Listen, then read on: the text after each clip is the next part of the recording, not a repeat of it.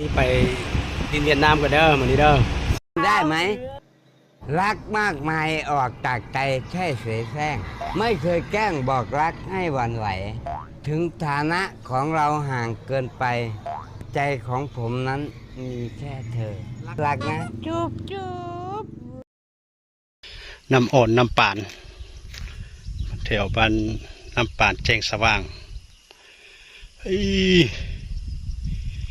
บุญครึ่งดี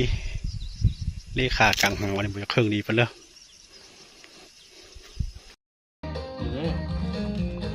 การที่สู้ชีวิตบ่หมายเขาว่าสิเสียหายเนาะสิได้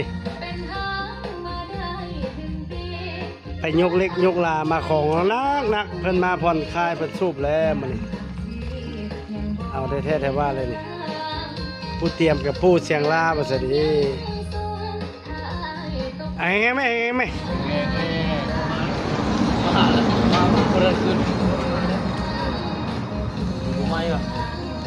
เขาเอาไฟเด้อผู้ใดเหมาะผู้บ่ได้มาเด้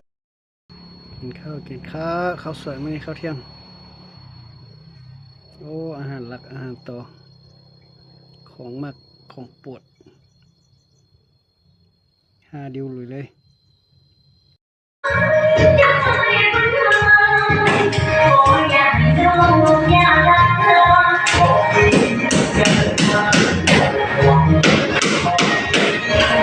มาเด้อนำเด้อ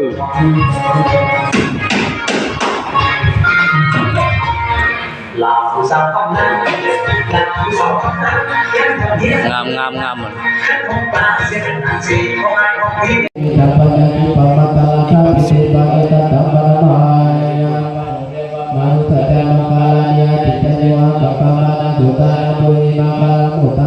Tuhan